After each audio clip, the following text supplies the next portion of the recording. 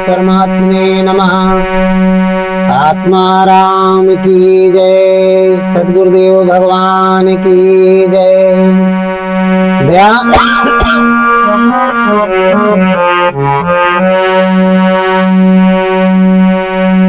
ध्यान मूलम गुरुर्मूर्ति पूजा मूलम गुरु पदम मंत्र मूलम गुरुर्वाक्यम मोक्ष मूलम गुरु कृपा।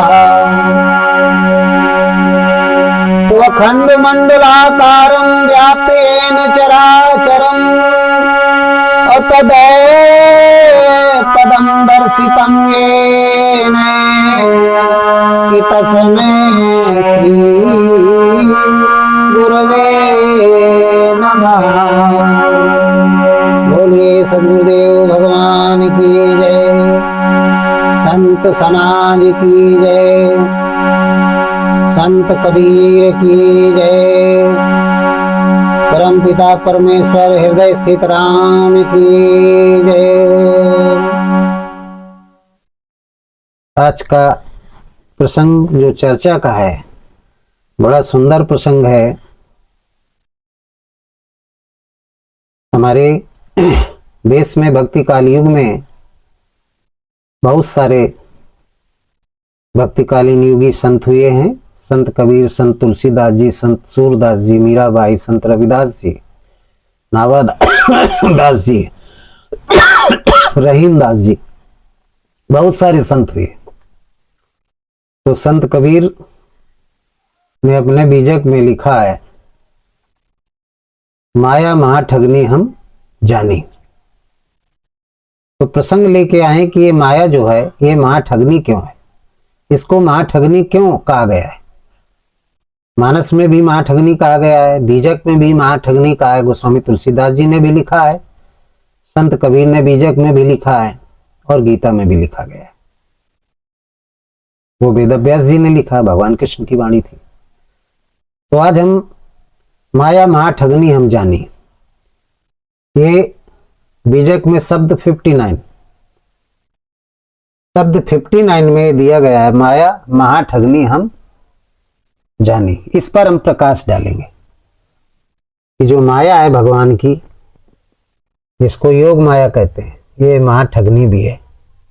तो किस प्रकार से भगवान की जो योग माया है महा ठगनी है, और किसको किसको ठगती है और किसको नहीं ठगती है, इस बात को हम समझेंगे। इस प्रसंग के माध्यम से आप लोग अपने चित्त को हमारे प्रसंग की तरफ 10 इंद्रियों का निरोध करके बाहरीमुखी से अंतर्मुखी कर लीजिए। इसके बाद आप श्रवण करिए। बहुत अच्छा प्रसंग है, बहुत अच्छा सत्संग है। आप सुनेंगे, आपके जीवन में परिवर्तन आएगा और आप भक्ति में लग जाएंगे, ये मेरी आत्मा कहती है। लेकिन आप यदि ध्यान से सुनेंगे तो आज का जो प्रसंग है वो है कि माया महा ठगनी है। तो क्यों? तो संत कबीर ने अपने बीजक में शब्द 59 में कहा है, माया महा ठगनी हम जानी। संत कबीर ने कहा बीजक के माध्यम से कि ये जो माया है ये महा ठगनी है। ये बात हम सब जानते हैं कि माया बहुत महा ठगनी है, सबको ठगा है, कोई बचा ही नहीं। इस माया के प्रभाव से कोई नहीं बचा। बड़े बड़े ऋषि महात्मा, ब्रह्मा विष्णु महेश ऋषि नारद भी इसी माया में फंस गए थे, विश्वामित्र जी भी इसी माया में फंस गए थे। बड़े बड़े ऋषि महात्मा, माया ने उनको भी ठगा, ब्रह्मा जी को भी ठगा, विष्णु को भी ठगा और शंकर को भी ठगा। ये संत कबीर ने बताया अपने उसमें। विष्णु को ठगा, जब वृंदा का सतीत्व नष्ट किया तो माया के कारण। वो विष्णु नहीं जो विश्व के अणु अणु में व्याप्त है, ये योग माया की वृत्ति है। योग माया की वृत्ति है, पालन करने वाली शक्ति। तो ब्रह्मा विष्णु महेश को, ब्रह्मा को ठगा, कृष्ण की परीक्षा लेने पहुंच गए। शंकर को ठगा, काम उत्पन्न हो गया था, मोहिनी जो स्वरूप हुआ था समुद्र मंथन के समय, तो काम उत्पन्न हो गया था, माया के कारण तो हुआ था। नारद को ठगा विश्व मोहिनी वाले में,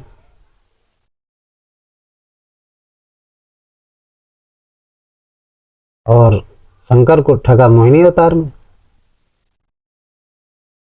तो संत कबीर लिखते हैं माया के बारे में कि माया महा ठगनी हम जाने। इसके आगे है कि त्रिगुणी फांस लिए कर डोले, अब बोले मधुरी बानी,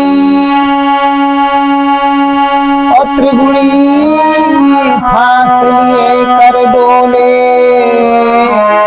अब बोले मधुरी बानी, और माया महा ठगनी हम जान।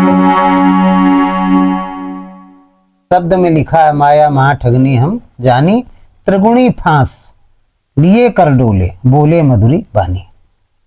एक एक लाइन की मैं व्याख्या करूंगा, आप लोग बड़े ध्यान से सुनिएगा। संत कबीर के अनुसार त्रिगुणी फांस, त्रिगुण रूपी फंदा, फांस माने होता है फंदा। ये त्रिगुणी फंदा क्या होता है? त्रिगुणी फंदा कहते हैं तीनों गुणों को, तमोगुण, रजोगुण और सतोगुण। ये तीनों गुणों के कारण हमने पिछले प्रसंग में भी बताया है कि जो अष्टधा मूल प्रकृति है, देखिए बीजक है, और बीजक में जो साखी शब्द रमैनी है, इनके शब्दों को समझना बहुत अध्ययन की जरूरत है, क्योंकि सदुखड़ी भाषा में लिखा है। संसार के जितनी भी भाषाएं हैं सबका समावेश है इसमें, इसलिए बीजक बहुत कठिन भाषा है, सदुखड़ी भाषा है। इसलिए मैं एक एक शब्दों की व्याख्या करूंगा, तब आपको ये शब्द समझ में आएगा कि माया महा ठगनी हम जाने। कबीरदास जी कहते हैं कि माया बहुत महा ठगनी है, इसको मैंने जाना है। त्रिगुणी फांस लिए कर डोले, बोले मधुरी बानी। त्रिगुणी फांस लिए रहती है। त्रिगुणी फांस क्या है? तीनों गुण है, अष्टधा मूल प्रकृति, और वो चेतन जो तत्व है बीज रूप में, जो परमात्मा है कारण शरीर में, जिसका अंश है जीवात्मा। वो जीवात्मा इस अष्टधा मूल जो प्रकृति है, छित जल पावक गगन समीर मन बुद्धि चित्त, ये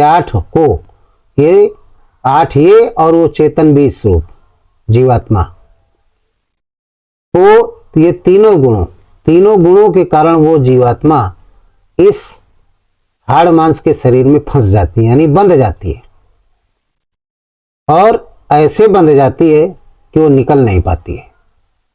इन्हीं तीनों गुणों के कारण बार बार जन्म होता है, बार बार उसके ये शरीर छूटता है, जीवात्मा को फिर शरीर धारण करना पड़ता है। त्रिगुण जो तीन प्रकार के गुण इनके कारण, जब तीन गुण और ये प्रकृति से जब परे हो जाती है जीवात्मा भगवान के नाम चिंतन से, तो फिर वो परमात्मा को प्राप्त हो जाती है। फिर वो उसका बार बार जन्म नहीं होता। जब जन्म नहीं होगा तो ये शरीर जिस शरीर को प्राप्त करती है वो शरीर नष्ट नहीं होता, आवागमन के चक्कर से दूर हो जाती है। प्रकृति पार प्रभु सब उर्वासी ब्रह्म बिरज अपनासी, ऐसे परमात्मा में विलीन हो जाती है, सहज प्रकाश स्वरूप हो। तो संत कबीर कहते हैं त्रिगुणी फांस लिए कर डोले, बोले मधुरी बानी। ये माया तीनों गुणों को साथ में लिए अब बोले मधुरी बानी, यानी जीवात्मा को आत्मा या परमात्मा से अलग करने वाला ये फंदा तीनों गुण है। तीनों गुणों के कारण ये जो मानव शरीर है इस मानव शरीर में जीवात्मा फंस जाती है, बंध जाती है और बार बार उसका जन्म होता है इन शरीरों में। फिर ये शरीर नष्ट होते हैं, फिर जन्म होता है तो फिर माया इसी में फंसती है और फिर मृत्यु होती है। इस तरीके से इसमें फंसती रहती है। फिर आगे शब्द क्या कहते हैं, कियानी माया मीठी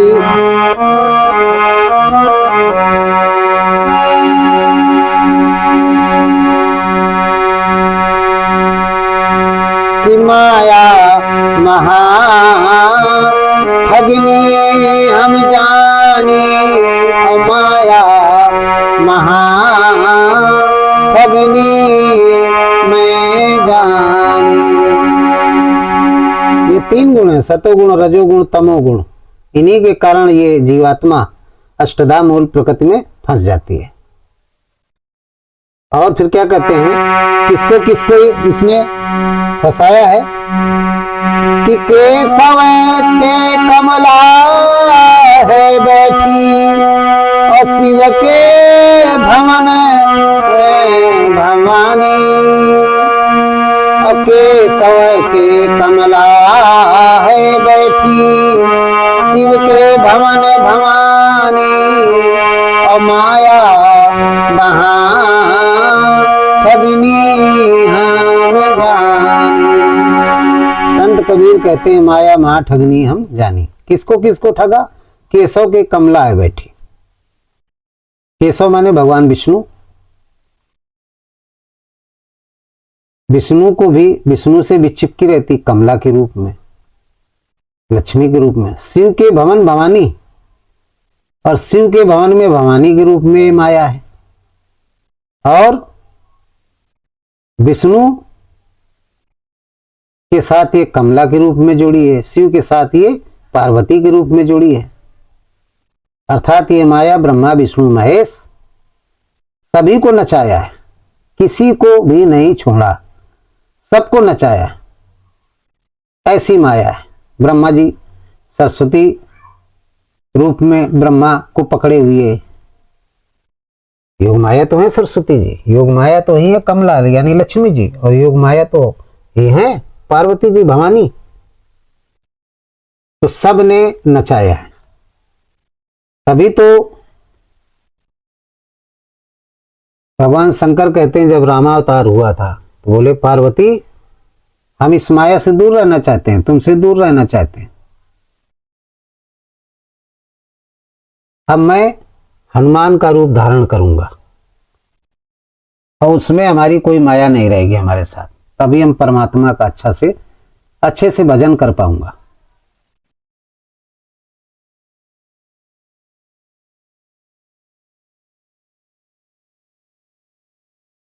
ऐसे भजन नहीं कर पाते आप हमारे साथ रहते।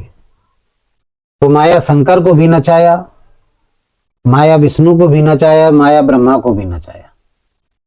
और ये तो हो गए देवता। अब पृथ्वी लोक में किसको किसको नचाया कि पंडा के मूर्ति है बैठी, पंडा के मूर्ति है बैठी और तीर्थ में है पानी की माया महाठगनी है जान की माया महाठगनी है जान। पंडा के मूर्ति है बैठी, पंडा के मूर्ति है बैठी तीर्थ हूँ मैं पानी की माया महाठगनी हम जान की माया महाठगनी हम जान। संत कबीर कहते हैं पंडा की मूर्ति है बैठी। तीर्थ है, हूं मैं पानी। अब देखिए, इस भौतिक संसार में जो पंडा लोग बैठे हैं, पूजा पाठ कराने वाला विभाग, उनको, उनके लिए माया क्या है? मूर्त में बैठी है। मूर्त में बैठ गई तो पूजा पाठ कर रहे हैं, करवा रहे हैं। और तीर्थ हूं मैं पानी, जहां जहां तीर्थ है वो पानी रूप में माया। यदि पानी ना हो तो तीर्थों में कोई जाएगा? इलाहाबाद, हरिद्वार, काशी और नीमसार, जितने भी तीर्थ हैं, तो पानी रूप में वो माया है। और पंडा की मूर्त ही बैठी, जो पूजा पाठ हो रहा है संसार में, माया के कारण हो रहा है। ये योग माया के कारण है। आदमी लालच के कारण मूर्तियां बना करके पूजा कर रहा है। तो मूर्तियों की पूजा करना कोई गलत बात नहीं है। देखिए, हम कबीर के उन भावों को दर्शाएंगे जो बाहर से जिन्होंने सही अनुवाद नहीं किया, तो जिस भाव से वो अनुवाद कर रहे हैं उससे समाज असंतुष्ट है। लेकिन कबीर का मकसद ये नहीं था। कबीर किसी की आत्माओं को दुखी नहीं किया, जैसा कि हमने पढ़ा और समझा। इसलिए मैं कहता हूं बीजक बहुत कठिन है। तो कबीर ने मूर्ति पूजा का विरोध नहीं किया। मूर्ति पूजा करिए, उन्होंने विरोध नहीं किया। भाई, उनके जो गुरु थे रामानंदाचार्य जी, तो मूर्ति पूजा किया करते थे। कबीरदास जी पहुंचे तो गुरु जी से यही तो कहा था कि गुरु जी, इतना समय हो गया आप मूर्ति पूजा कर रहे हैं, आप रूप की पूजा कर रहे हैं, लेकिन आप तो स्वरूप को समझिए। यही बात मीरा से कहा था कि रूप की आप पूजा कर रही हैं। मीरा ने कहा, संत रविदास ने यही बात कही थी। रविदास जी के पास पहुंची तो उन्होंने कहा, आप हमारे चेला के पास जाइए, रविदास जी के पास। दोनों की वाणी एक जैसी है। तो एक ही विचारधारा के थे दोनों संत। तो उन्होंने कहा, अभी तक आप रूप की पूजा कर रहे हैं, कृष्ण की मूर्ति लिए। भाई मीरा ने कहा कि गुरुजी, मैं आपके पास आई हूं। बोले, किस लिए? बोले, मैं कृष्ण की मूर्ति को जीवन पर्यंत लिए रहती हूँ, ये हमारे आराध्य हैं, मुझसे बात भी करते हैं, लेकिन पता नहीं क्यों मुझे लगता है कि अभी मुझे आत्मबोध नहीं हुआ। रविदास जी ने यही तो कहा था कि आप इनसे जा करके पूछिए कि हे कान्हा, जो आपका ये रूप है, क्या आपका यही स्वरूप है? अब बोले, फिर बताओ आए हमको। मीरा गई एकांत में और पूछा कि हे कान्हा, हाथ जोड़ करके, कि जो आपका ये रूप है मूर्ति का, क्या आपका यही स्वरूप है? स्वरूप किसे कहते हैं? जो शाश्वत है, जो कभी नष्ट नहीं होता। तो कृष्ण, उस मूर्त से आवाज आई कि नहीं मीरा, मेरा ये स्वरूप नहीं है।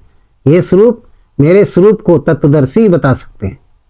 आप पुनः जाइए संत रविदास जी के पास या कबीरदास जी के पास। मीरा पुनः आई और संत रविदास जी को बताया कि ये कहा। तब उन्होंने कहा, ठीक, अब मैं आपको बता रहा हूँ स्वरूप के बारे में। तब उन्होंने बताया उस आत्मा राम के बारे में, हृदय स्थित राम के बारे में, जिसको राम, श्री राम जी ने भी कहा, अष्टम हृदय असत अविकारी सकल जीव जगदीन दुखारी व्यापक ब्रह्म एक अविनाशी सचेतन घनानंद राशि। गीता में भी उसमें भी कहा गया है। भगवान कृष्ण ने अर्जुन से कहा, ये भी तत्वदर्शी सदगुरु थे, श्री राम जी भी तत्वदर्शी सदगुरु थे, और भगवान शंकर भी तत्वदर्शी सदगुरु थे, कबीर भी थे, तुलसी भी थे। गीता में कहा, ईश्वरा सर्वभूतानां हृदय देशे अर्जुन तिष्ठति ब्राह्म्यान सर्वभूतानि यंत्रारूढ़ान माया। अर्जुन ने कहा, फिर क्या करूं? बोले, तुम्हें शरणम गच्छ सर्वभावेन भारत तत्प्रसादा परम शांति स्थानम प्राप्स्य शाश्वतम। आप उसकी शरण में जाइए, आपको परम शांति मिलेगी, सुकून मिलेगा। एक परमात्मा का चिंतन करो। यही तो कबीर ने कहा है, एक परमात्मा का चिंतन करो। रमे निरंतर आत्मा सब घटा ठोयाम, ताही से बुद्ध संत जन कहत तासुराम। जो सबके घट में निवास कर रहा है, सब घट में रो साइया सुनी सेज न कोई, बलिहारी वो सेज की जा घट प्रकट हो। आप उसकी शरण में जाएंगे तो ये माया आपको परेशान नहीं करेगी। माया महा ठगनी हमने जानी। आप उसकी शरण से हट जाएंगे तो ये माया आपको ठगने लगेगी, आपको ठगेगी। ठगने का मतलब होता है संसार में आपकी इंद्रियां लग जाएंगी। जो अंतर्मुखी हैं, भगवान के भजन में लगी हैं, वो यहाँ से हट करके संसार में लिप्त हो जाएंगी, बहिर्मुखी हो जाएंगी। और जब बहिर्मुखी हो जाएंगी तो आप अधोगति में जाएंगे। जीवात्मा फिर आपकी फंस जाएगी जन्म मरण के चक्कर में। सूरत आपकी हट जाएगी भक्ति से, और जब सूरत हट गई तो काल खा जाएगा, और सूरत लगी रहेगी तो फिर श्वासा सुमरे घड़ी विचारे लगन शब्द में राचे, लगी रहेगी तो जप मरे अचबाप मरे और आनंदहु मर जाए, सूरत समानी शब्द में काल ताई काल न खाए। जब आपकी सूरत नाम जप में लगी रहेगी तो फिर वो जीवात्मा परमात्मा में मिल जाएगी, उसे भी काल नहीं खा सकता है, वो जन्म मृत्यु के चक्कर से दूर हो जाएगी। वही संत कबीर ने कहा कि पंडा के मूर्ति है बैठी तीरथ मुंह में पानी, सब जगह माया है, पंडाओं को भी नहीं छोड़ा, माया के कारण तो मूर्ति पूजा कर रहे हैं। तो कबीर ने कहा मूर्ति पूजा करिए, प्रारंभिक मूर्ति पूजा। जैसे कक्षा 5 में व्यक्ति पढ़ता है तो क्या जीवन भर कक्षा 5 में पढ़ता रहेगा? आगे 8 में जाएगा, 5 की पढ़ाई छोड़ करके, फिर 8 के बाद जाएगा 10 में, 10 का पाठ्यक्रम छूट जाएगा, फिर 12 में जाएगा, फिर स्नातक करेगा, फिर स्नातकोत्तर करेगा, फिर पीएचडी करेगा। क्या जीवन भर आप कक्षा 5 की ही पढ़ाई पढ़ते रहेंगे? मूर्ति पूजा इसलिए बनाया गया कि ये भक्ति प्रारंभिक अवस्था है, आप भगवान को पहचानना सीख जाओ, इसलिए विद्यालय भेजा जाता है। जीवन और कक्षा 5 में उसको पढ़ाया जाए तो क्या उन्नति कर पाएगा वो छात्र, वो विद्यार्थी, वो बच्चा? इसी तरीके से भक्त है। मूर्ति पूजा का मतलब होता है कि आप प्रारंभिक भक्ति है। जब ईश्वर को जान जाओ तो फिर मूर्ति पूजा से हट करके आप मनसा पूजा करिए, फिर मानसिक पूजा करिए जो सभी योगियों ने किया है, फिर उस परमात्मा की पूजा करिए जो सबके हृदय में निवास करता है, सारा संसार जिसको पूजता है। तुलसी ने पूजा, कबीर ने पूजा, ईसा मसीह ने पूजा, ब्रह्मा विष्णु महेश 24 अवतार जितने, बुद्ध, महावीर स्वामी, सब ने उसी एक परमात्मा का चिंतन किया। उसकी कथनी और करनी के हिसाब से उसका नाम राम है, इसलिए कबीर ने राम का चिंतन किया। वही कहते हैं पंडा की मूर्त ये बैठी, पंडाओं को भी नहीं छोड़ा। तो मूर्ति पूजा की एक लिमिट है, सीमा है। जीवन भर मूर्ति पूजा न करें और न किसी से करने के लिए कहें। जब आत्मज्ञान हो जाए पूजा व मूर्ति बंद कर दीजिए, व्यर्थ का समय न बर्बाद करिए। आपके हृदय में वो परमात्मा बैठा है। सुबह शाम 10-15 मिनट समय निकाल करके किसी भी परिस्थिति में हो, भगवान के नाम जप में कोई नियम नहीं है। सबसे बड़ा नियम है कि आप उसको पहचान लो, पहचान करके आप चिंतन करें। 10-15 मिनट सुबह, 10-15 मिनट शाम को, अपने भौतिक कार्यों को करने के बाद। कर भी रहे हैं तो भी आप राम राम जपिए, ये अभ्यास करिए। इसको बैखरी कहते हैं। कि जब समय मिले तो चिंतन बैठ के करिए, उसको मध्यमा कहते हैं, एक जगह बैठ करके। ये वैश्य श्रेणी का है भजन। बढ़िया एक जगह बैठा रहता है, तौलता रहता है। आप भी राम नाम के हीरे मोती तौलते रहिए। फिर जब और आगे साधना आपकी बढ़ी तो अर्जुन की स्थिति में आ जाइए, पश्चंती विधि में, युद्ध क्षेत्र में उतर जाइए। श्वास प्रश्वास का जप करिए, 10 इंद्रियों का निरोध करके मन को संयमित करके राम का जप करिए, ओम का जप करिए। जो भी गुरु ने आपको मंत्र दिया है जो श्वास में ढल जाए। 2 ही ढल पाते हैं, राम और ओम। नाम तो बहुत हैं, शिव भी है, बहुत सारे नाम हैं, लेकिन 2 ही ढल पाते हैं। श्वास हमारी क्या करती है? यही आवाज, यही जंगम आवाज निकालती है। संत कबीर ने लिखा है, जंगम तूर आवाजे। ये श्वास में आवाज आती है। ओम और राम की ही ध्वनि सांस निकालती है, श्वास और कोई ध्वनि नहीं निकालती है, यही ध्वनि निकालती है। संत कबीर ने बीजक में दर्शाया है, बहुत बहुत विस्तार में लिखा है, तमाम कुछ लिखा है। बहुत सारे सूर्यों का प्रकाश है वहां पे, सब कुछ लिखा है, सब लोग जानते हैं। तो श्वास प्रश्वास का जप करेंगे, उसमें राम की ही ध्वनि निकलती है। उसको आप देखिए। किसी को गौतम बुद्ध ने आनापान कहा है, श्वास प्रश्वास के जप को आनापान कहा। अपने भिक्षुओं से कहा श्वास को देखिए, श्वास को देखो 10-15 मिनट। श्वास कब गई नाभि तक, फिर कब आई, कितना समय लगा, उसको आप नोट करिए मन में। फिर उसमें आप राम नाम डाल दीजिए या ओम नाम डाल दीजिए और चिंतन करिए। ये पसंती विधि है। चिंतन करते करते परावाणी में पहुंच जाएंगे, यानी सूरत समानी शब्द में ताई काल न खाए। और जैसे परावाणी में पहुंचे तो आपकी जो मन की दृष्टि है वो सूरत में समा गई। परावाणी में पहुंच गए, सब कुछ हट गया, बिल्कुल सब कुछ खत्म, सारे विकार। वैकुंठ पहुंच गए, इच्छा रहित हो गए। कुंठा रहित हो गए। कुंठा माने होती इच्छा, इच्छा रहित हो गए। तो वैकुंठ में रहता कौन है? जहाँ कोई इच्छा नहीं वहीं तो परमात्मा रहता। उस हृदय देश में पहुंच जाएंगे जहाँ परमात्मा रहता है, उसी को सत्यलोक कहते हैं। ये सब शरीर के अंदर है, इसी को सहस्रार चक्र कहते हैं। 7 चक्र हैं, मूलाधार, मणिपुर चक्र, ये 7 चक्र हैं। तो ये सहस्रार्ष पे पहुंच जाएंगे जब आप। अब पहुंचने के बाद फिर आप परमात्मा के दर्शन हो जाएंगे, आप उस परमात्मा में मिल जाएंगे, उस सहज प्रकाश में मिल जाएगा, ये जीवात्मा मिल जाएगी, आपका उद्धार हो जाएगा, जन्म मरण के चक्कर से खत्म। अमृत में मिल जाएंगे। अमृत, आत्मा को अमृत कहा गया है। अमृत, जिसकी कभी मृत्यु ना होती हो, इसलिए आत्मा अजर अमर है, सत्य है, सनातन है और शाश्वत है। तो पंडा की मूरत है बैठी, तीरथ हूं मैं पानी, और माया महा ठगनी हमने जानी। ये संत कबीर ने। फिर आगे क्या है शब्द 59 में, अगली लाइन क्या है? और किसको नहीं छोड़ा कि योगी के योगिन है बैठी और राजा के घर रानी, और योगी के योगिन है बैठी और राजा के घर रानी, और माया महा ठगनी हम जानी। कि कहाँ कबीर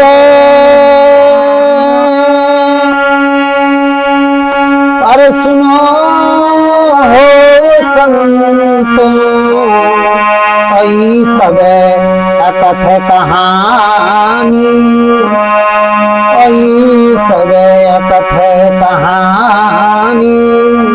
अब कहाँ कबीर सुनो भई संतो, और ई सब अकथ कहानी, कि माया महा ठगनी हम जाने, कि माया महा ठगनी हम जाने।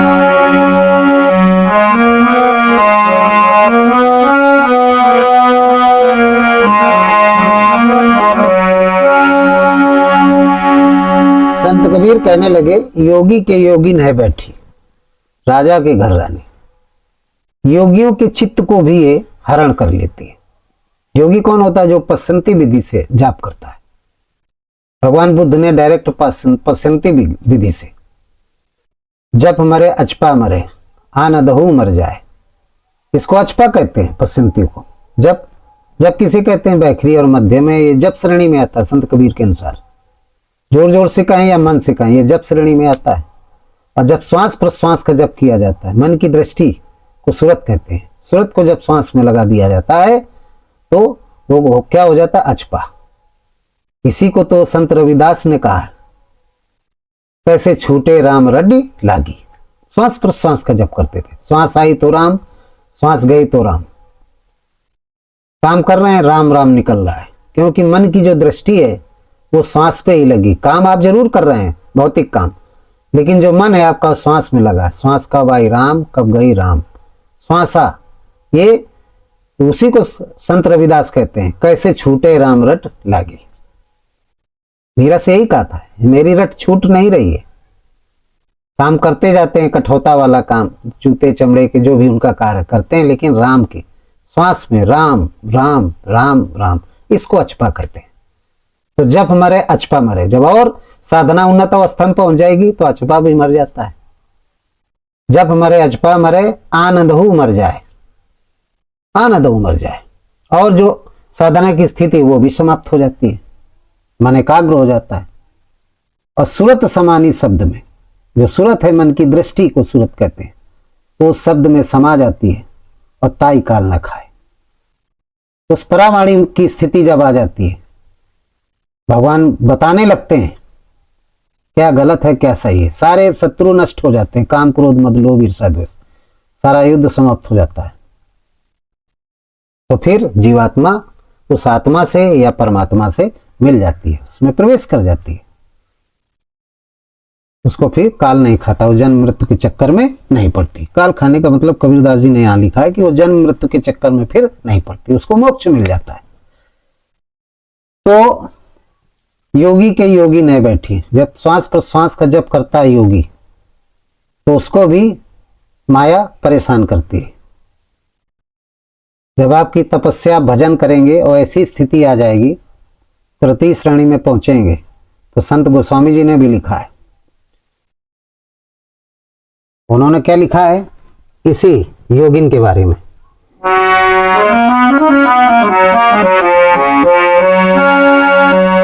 रिद्धि सिद्धि प्रेरही बहु भाई, बुद्ध ही लोभ दिखावहि जाई। रिद्धि सिद्धि और प्रेरही बहु भाई, बुद्ध ही लोभ दिखावहि जाई। बुद्धि लोभ दिखावहि जाई। जब साधना उन्नत अवस्था में होती है तो तमाम प्रकार के विघ्न आने लगते हैं। रिद्धि सिद्धि प्रेरय बहु भाई, ऐसी स्थिति आ जाएगी कि आपका मन भगेगा धन संपत्ति की तरफ, विषयों की तरफ भगेगा। बुद्धि लोभ दिखावे जाई, विभिन्न प्रकार के लोभ आएंगे, इतना संपत्ति आने लगेगी तो फिर भगवान के चिंतन से हट करके आप व्यापार की स्थिति में आ जाएंगे। ये है योगिन। योगियों के लिए क्या है वृत्ति, ये स्थिति क्या है, योगिन है। और राजा के घर रानी, राजा के घर में रानी, रानी क्या है, वैभव लक्ष्मी। जो राजा के स्तर के पुरुष हैं वो भगवान से क्यों दूर हो जाते हैं? महाठगनी की वजह से, माया महाठगनी की वजह से। इतना धनेश्वर आ जाता है, कोई विधायक बन गया, कोई आईएएस बन गया, कोई बड़ा संत बन गया, कि पैसे ही पैसा आ रहा है, तो पैसा में उसकी जो मन की दृष्टि लग जाती है, जो भगवान की तरफ लगना चाहिए वो पैसे में लग गई, तो भगवान से वो फिर विरक्त हो गया, विभक्त हो गया। भक्त नहीं हुआ, विभक्त हो गया। भक्ति माने होता है भगवान से जुड़ना और विभक्ति माने होता है भगवान से दूर हो जाना। तो राजा के घर रानी, इसको भी नहीं छोड़ा माया ने। योगी के योगी नहीं बैठी, राजा के घर रानी, और माया महाठगनी हमने जानी। ये संत कबीर ने कहा, ये संत कबीर ने कहा। कहा कबीर सुनो हे संतों, ये सब अकथ कहानी। हे संतों, ये सब व्यर्थ की कहानी है, व्यर्थ के जंजाल हैं, इनमें मत पड़ो। हे संतों, संतों को संबोधित किया। संतों का मतलब है सज्जन पुरुष, भक्त, जो साधक हैं, उनको संत कबीर ने अवगत, उनको वार्निंग दिया है, चेतावनी दिया है कि माया से दूर के रहे। ऐसी ऐसी स्थितियां आएंगी आपके भजन में, जब आप साधना के पथ पर बढ़ेंगे तो ये विघ्न आएंगे। आप धर्मशील बनेंगे तो धर्मशील पे क्या होता है? तिम सुख संपत्ति विनय बुलाए, धर्मशील पे जाए सुहाए। गोस्वामी जी ने भी लिखा है। आप धर्मशील हो जाएंगे जब तीसरी श्रेणी में पहुंच जाएंगे। बिना बुलाए आपके यहां दौलत आने लगेगी, बड़े संत हो गए तो पैसा आने लगेगा। आप धर्मशील हो गए साधना के पथ पे तो तमाम धन दौलत आने लगेगा। आप विभक्त हो जाएंगे, भगवान से जुड़ेंगे नहीं, विरक्त हो जाएंगे, दूर हो जाएंगे, ये माया के कारण। इसलिए इससे सावधान रहिए संतों, हे सज्जन पुरुषों, हे भक्तों, हे साधक, इस माया से दूर रहना। कहाँ कबीर सुनो हे संतों, बहुत सावधान किया है। ये सब अकथ कहानी, इनमें पड़ जाओगे। इस तरीके की बहुत कहानियां हैं। संक्षेप में संत कबीर कहते हैं, मैं आप लोगों को बता रहा हूं, इसलिए कहते हैं कि जब मरे अचपा मरे आनंद हो मर जाए, सूरत समानी शब्द में ताई खाल न खाए।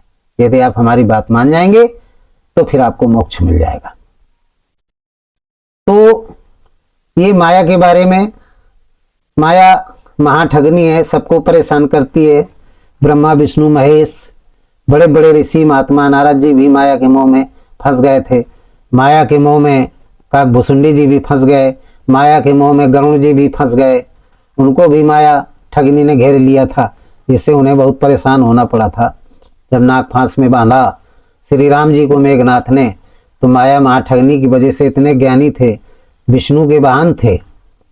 ठीक योग माया की जो वृत्ति विष्णु है, जो भरण पोषण करती है संसार का, ऐसी शक्ति योग माया की, उसके वाहन थे, वो भी ज्ञानी वृत्ति है, फिर भी इनको माया ने घेर लिया। और जब घेर लिया तो ये इनको शंका हो गई, संदेह हो गया कि ये कैसे हो सकता है। तो सब जगह गए, कहीं ज्ञान प्राप्त नहीं हुआ। भगवान शंकर के पास गए, उन्होंने कहा आप पक्षी हैं, पक्षी पक्षी की भाषा समझता है, खग जाने खग की भाषा। आपको एक स्थान बता रहा हूं, आप जाइए उत्तर में, वहाँ काकभुसुंडी रहते हैं हिमालय में, और वहाँ जा करके उनसे उनके पास जाएं, वहाँ सत्संग होता है, और सत्संग करेंगे तो आपके सारे संदेह दूर हो जाएंगे।